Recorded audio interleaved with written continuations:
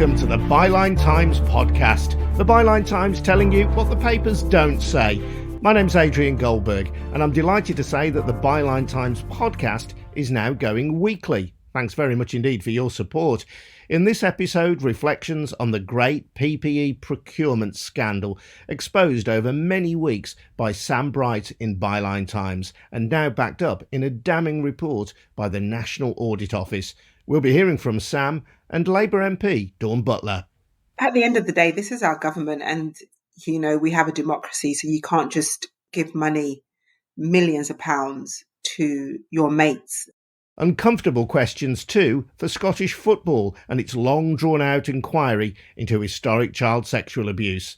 The Byline Times has uncovered a potential conflict of interest among the independent panel assessing the evidence.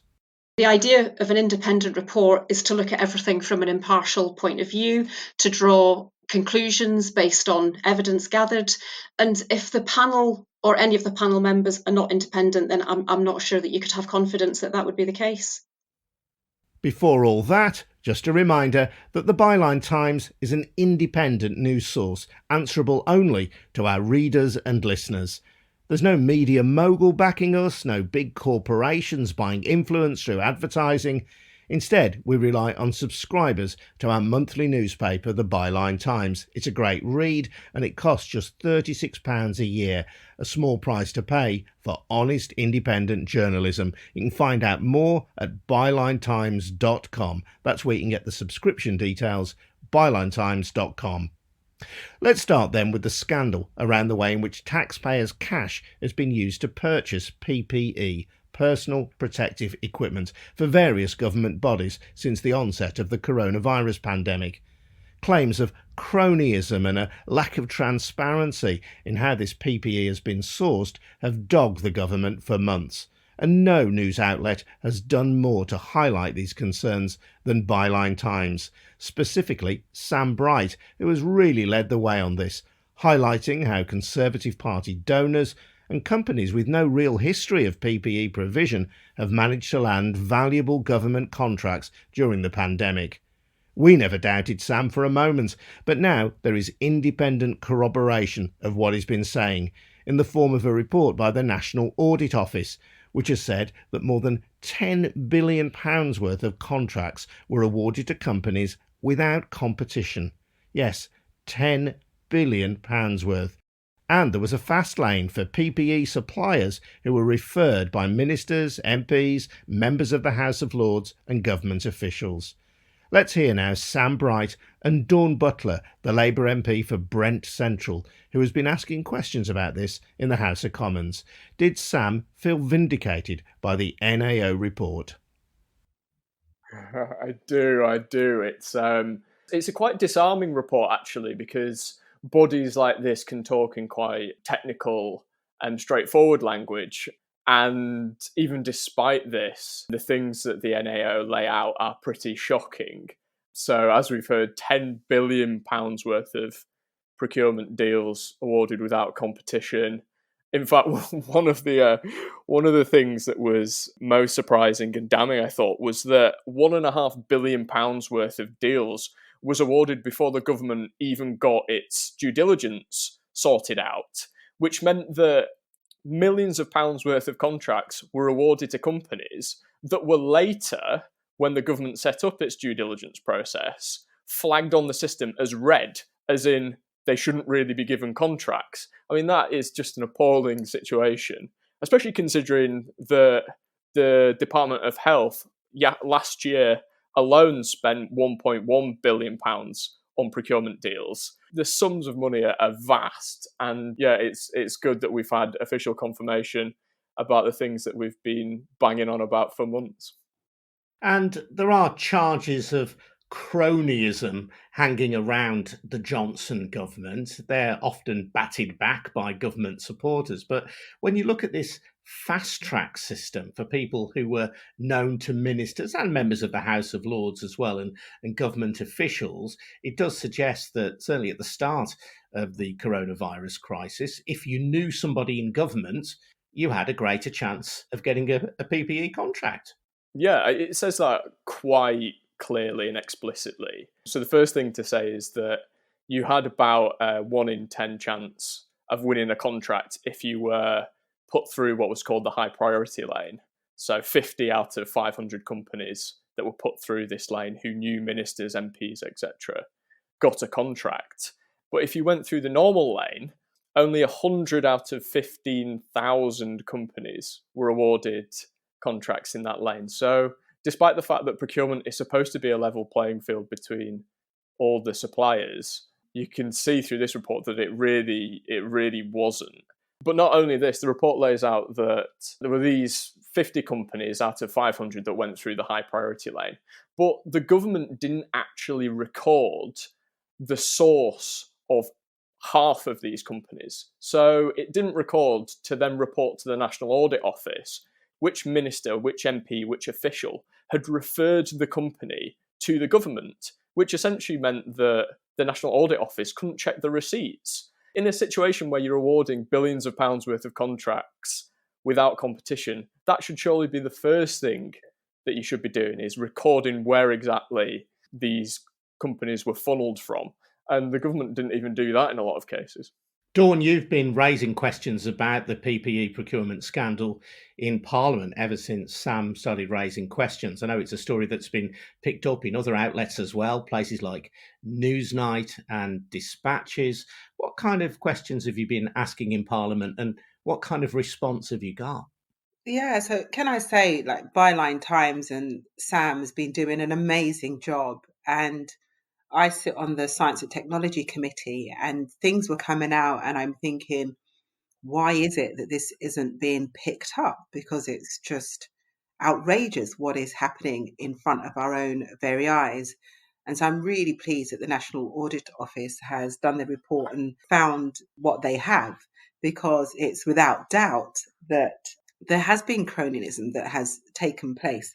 But, not just that. I mean, Sam talked about the priority lane and how it was that, you had a 1 in 10 chance of getting a contract. Well, I mean, I was stunned, and I've been stunned at each phase of this, and this has been going on for months. But I was stunned that they said that Pest Fix was awarded a high priority in error. So one of the companies that received £1 million contracts was put in a high priority lane by error. How is that possible? It's just stunning. But I've raised a number of questions to ministers. And I suppose most recently what I've established is the question that I raised with, not in regards to PPE actually, but in regards to test and trace with Matt Hancock. He took great offence to me questioning him on how public money was being spent. And when I questioned him on Topham Gurin, who was awarded a £3 million contract, and nobody knows what they've done for the money, he said, well, it's got nothing to do with the health department. And then later on found out from official figures that actually the health department met with them to discuss marketing. So the whole thing is a phenomenal scandal. And even at the end of the National Audit Office report, Gareth Davis, who's the head of the NAO, he says, and this is the thing, because the government keeps saying to me, whenever I raise a question, well, we had to do things in a hurry, they have to be excused. Well, there's no excuse for not leaving a trail or a receipt so that the money can be followed. There's no excuse for that. And because we talk about millions and billions of pounds, we often lose sight of just how much money that is. But Gareth Davis, head of the NEO, he says, while we recognise that there were exceptional circumstances, it remains essential that decisions are properly documented and made transparent if government is to maintain public trust that taxpayers' money is being spent appropriately and fairly. He then goes on to say that the evidence set out in our report shows these standards of transparency and documentation were not consistently met in the first phase of the pandemic. So the government has a lot to answer. Although, does the government have some kind of excuse as well, Dawn? There we were in the first throes of the pandemic. There wasn't enough PPE equipment to go round. And the concern then, surely, if you are a minister, is to acquire the PPE and distribute it to the front line of the health service and wherever else it was needed, rather than worrying about a bureaucratic paper trail? Well, at the end of the day, this is our government, and we have a democracy, so you can't just give money, millions of pounds, to your mates and not expect people to ask questions. Is the first thing. The second thing is, even if you are giving contracts to people who they have to be able to deliver a job. Otherwise, that is something completely different than awarding a contract to somebody. That is the corruption that we talk about in other countries. So there isn't really an excuse not having due diligence and not ensuring that the organizations and the companies that were awarded contracts could deliver. And that is the big thing. I don't mind if you're going to give a contract to somebody who it might not pass the smell test, but if they delivered in time, on budget, what we needed, then that's a different story. We don't even know if the majority of these companies actually delivered. I mean, we know that they were, according to the NAO, we know that 3 contracts were ended. We know there's one still ongoing, but we don't know if all the other companies delivered. We don't know what was entailed in the contract. We don't know how many masks were required, how many were contracted to be supplied, how many were supplied. We still haven't got those details. That's really important. I see, Sam, that the DHSC, Department for Health and Social Care, claims that there was a failure rate of 0.5% in the provision of equipment delivered in March and April. 0.5% doesn't sound too bad, but in financial terms, that's £61.5 million. That was taxpayers' money. Do we know if the taxpayer got that money back? We don't. I mean, I've spoken to health officials in the past who pointed out that there is a break clause in certain contracts that allows the government to recoup money, but that's taking their word for that. I would say that the whole thing has been messed up spectacularly. I mean, there's been reports over the past few days that the PPE that we've commissioned that has been provided is actually blocking ports. So there are 11,000 containers worth of UK PPE sat in Felixstowe port, which incidentally has hired former government minister Chris Grayling, notorious, to be a consultant there. There are 11,000 containers worth of PPE, which is preventing vital supplies from coming into that port because it's blocking all other routes of entry. So even when the government's commissioned all this PPE, it hasn't known what to do with it at the end point. It hasn't got enough warehousing for it. It just seems to be one failure after another. I think what's interesting as well is that, referring to what Dawn says about a notorious contract that went wrong, which is often cited, it's been cited by Keir Starmer last week at PMQs, is Ianda Capital, which is a company that was commissioned for £250 million to supply face masks. £150 million worth of those face masks aren't usable in the NHS, although Ianda claimed that they supplied what the government asked for, so we don't know who exactly messed up in that case. The interesting thing, though, that is drawn out from the NAO report is that this deal was brokered by a person called Andrew Mills, who was simultaneously an advisor to the company and a member of the government's Board of Trade. However, when the government did its due diligence about this company, it didn't find any conflicts of interest in that case, despite the fact that an advisor was both sat working for the company and the government simultaneously. I mean, if that happened in the case of Ianda, did the government do its due diligence at all in a whole number of contracts that we've seen that have gone out to Conservative Party donors, etc.? Interesting question. The truth is, we just don't know. Dawn, in your case, you're raising these questions, and we hear that in some cases they're raised by Keir Starmer, your party leader at PMQs, and so on. Is there any more that you can do? Is it just about raising public awareness by asking difficult questions of ministers in the Commons? Yeah, so writing written questions to the ministers, like I have done with Pest Fix, as I said earlier, who it's the first time today that, because the NA report, that I've established that they will put in the high priority lane in error. So, £108 million was awarded to Pest Fix in error. I'm going to question the minister and the government on that. But besides trying to get the ministers to be honest about what they've done and what's happening, what I can do at the Science and Technology Committee is to delve deeper into it and try and get the government to learn the lessons so that in this next phase, it's not going to happen again, because we will be needing PPE for probably the next year. And the thing is that there were lots of companies who could have provided PPE but were not given the opportunity to. Some reasons the government said, some people they said were too small, but yet still they were giving contracts to companies that didn't exist 3 months earlier, or giving contracts to Deloitte, for instance, for work that was done retrospectively. All of these things, questions not only need to be raised and they need to be answered, but we need to ensure that the government doesn't do it again.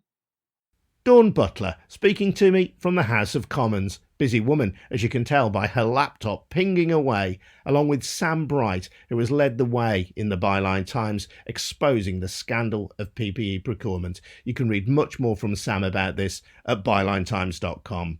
And just a reminder that Byline Times does not owe allegiance to any political party. We aren't backed by a media tycoon, nor do we depend on funding from any corporate source.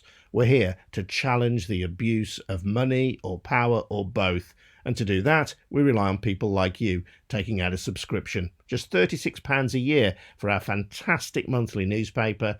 More details at bylinetimes.com. Now, my story for Byline Times, which has uncovered a potential conflict of interest among the panel set up to investigate historic child sex abuse in Scottish football. The review was commissioned in 2017 by the game's governing body, the Scottish Football Association, but it was meant to be independent of them. That's really important because, as well as scrutinising the failures of its member clubs, the SFA's own safeguarding procedures would come under scrutiny as well. Among the 4-person review panel was a former police officer, Mark Cooper, who in February 2018 met Michelle Gray from Glasgow, whose brother Andrew had been abused by a coach called Jim Torbett whilst playing at Celtic Boys Club.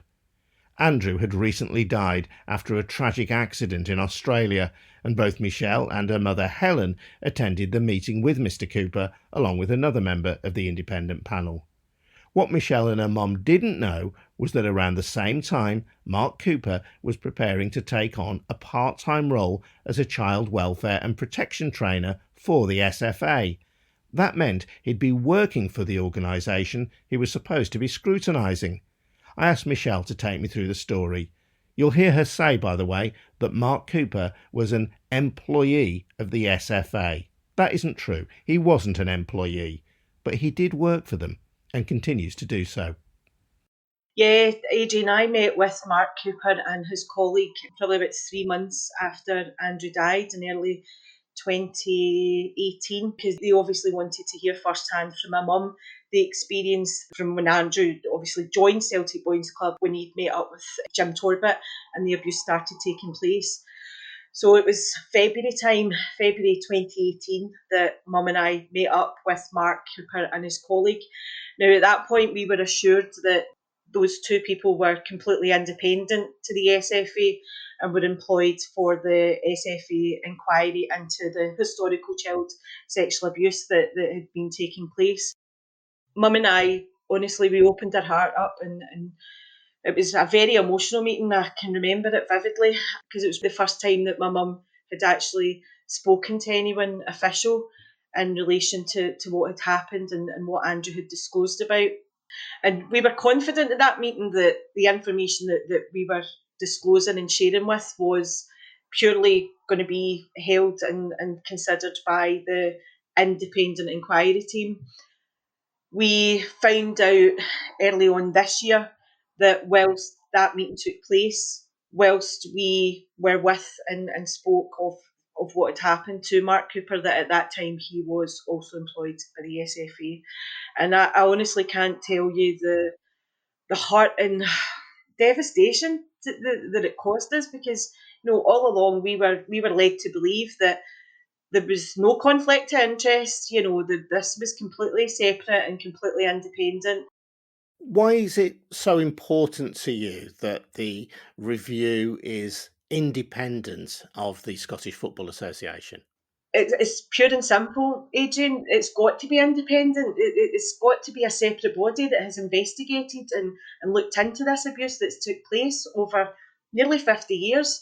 I mean, for someone to be a part of the inquiry team and to also be employed by the very organisation that has said they're going to look at this and investigate it fully and issue a report, well, that to me is somebody that's marking up their own homework. I mean, how can you possibly be transparent and be honest about your employer when it certainly looks as though there has been failings within the SFA over a number of years, and on several occasions, certainly where Talbot was concerned, he had been reported and nothing was done about it.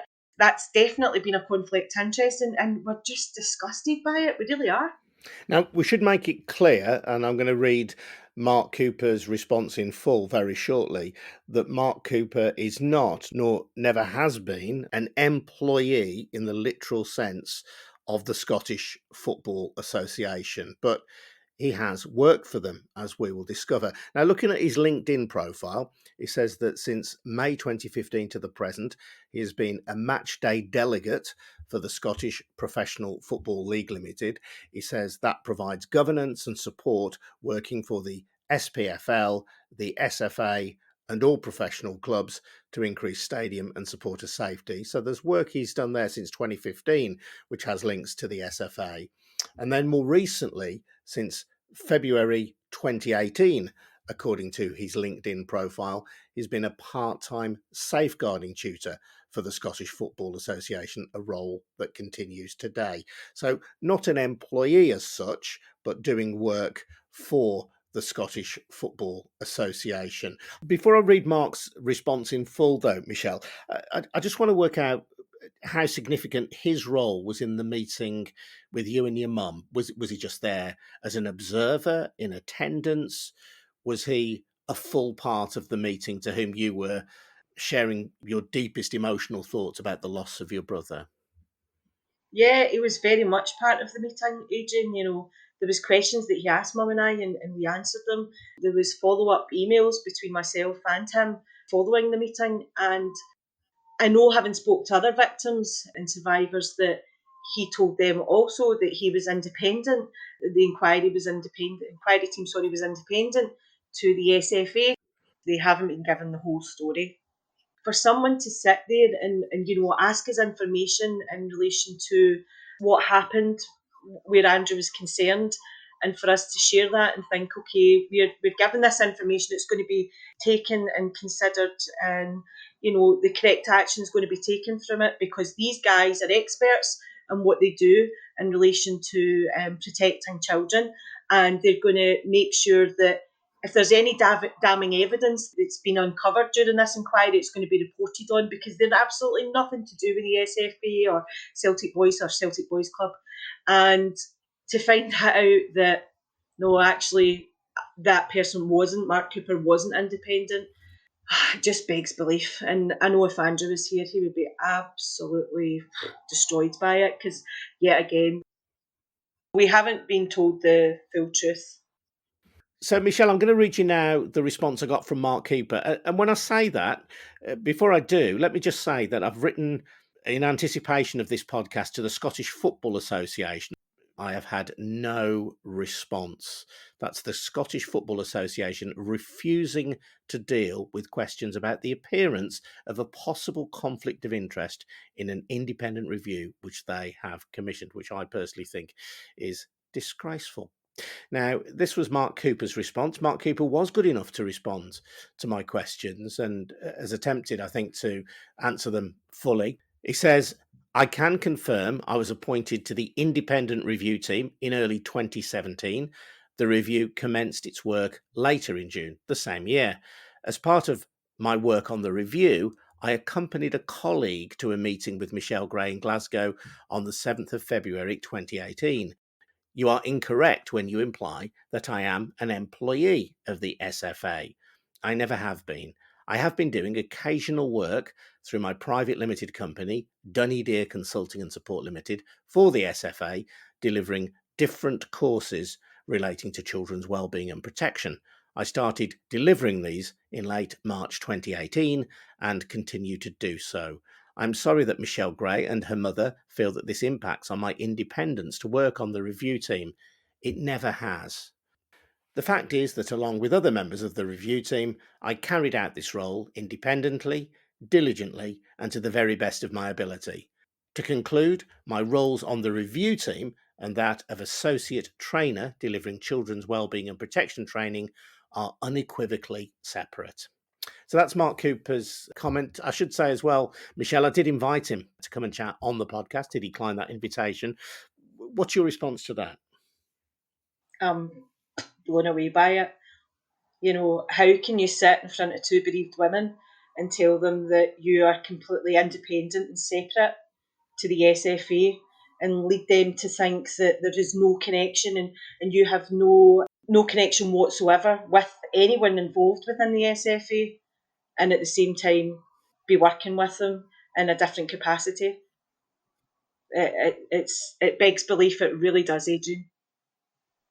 Michelle Gray. Now, it's worth noting here that Mark Cooper was appointed to the independent review panel by its chair, Martin Henry, not by the Scottish Football Association, but investigating the SFA was part of the panel's remit. None of this, of course, proves that Mark Cooper has done anything inappropriate either, but from the perspective of survivors and their families, it's a bad look, suggesting perhaps an inappropriate closeness between the body responsible for running football in Scotland and those supposed to be holding them to account. Emma Bryson is one of the founders of the campaigning organisation Speak Out Survivors. What's her reaction to Michelle Gray's story? Oh, I completely understand how she feels, and I think she put her faith in the system, with regards to the review. She believed it was supposed to be impartial and independent, and then for there to be any suggestion after the fact that it wasn't, I think I'm sure it is really upsetting, but also a betrayal of trust, I think. Why is it important that the independent inquiry is not only independent, but is seen to be independent? Because if you can't believe that it's independent, then I don't think you can take its findings at face value. The idea of an independent report is to look at everything from an impartial point of view, to draw conclusions based on evidence gathered. And if the panel or any of the panel members are not independent, then I'm not sure that you could have confidence that that would be the case. Of course, Mark Cooper is at pains to stress that he believes he's acted diligently and fairly and independently, but I suppose there will always be a question mark in the minds of people like Michelle if he's done any kind of work and continues to have work with the SFA at the same time as being a member of that independent panel. Yeah, I think, the question over whether he was working in a freelance capacity or as an employee of the SFA, ultimately, I think that represents a kind of blurring of lines. And, at best, it suggests a lack of transparency. And I think that transparency is key here. The whole issue around the abuse of children, it's very much based upon a culture of silence. Survivors find it really difficult to talk about this. It's very easy to silence them. And I think it's very difficult to take on board Michelle's concerns. And I think that the concerns of any survivors and any survivor families, the panel for this independent review kind of have to be above suspicion, if you like, in order to be taken, to be taken seriously, to have faith in the outcome. At the time of speaking, Emma, the SFA are refusing to deal with my questions about this, which I believe are driven only by legitimate public interest journalism. They simply won't respond. I think it shows a failure to understand that actually the survivors should be of prime consideration here. The rights and interests of the survivors who have stood up, who've spoken about their experiences, who've done their best to see some kind of justice brought, they should be the first priority of everybody involved. But we know, don't we, how difficult it is for victims, for survivors to speak out. There are questions of public shame in their minds, at least. There are questions of the institutional power that is held by the abuser. If you speak out, for example, you might lose your position at a junior football club, you might never play for them again, and so on. And you may feel a deep sense of guilt for what happened, even if that guilt is horribly misplaced. So if people like Michelle and Helen come forward and share their experiences, it's obviously crucially important that the people with whom they share those experiences can be trusted in their eyes, and that nothing is done to undermine that sense of trust.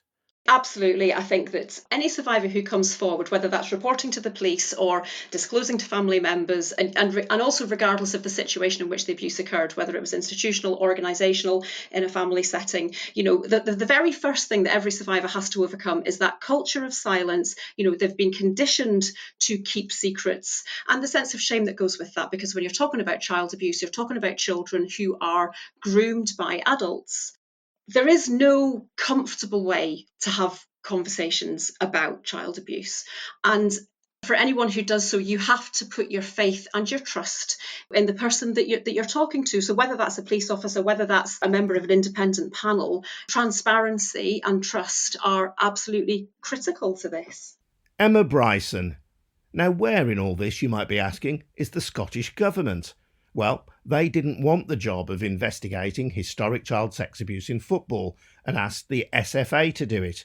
Janine Rennie from the support group Wellbeing Scotland thinks that was a mistake.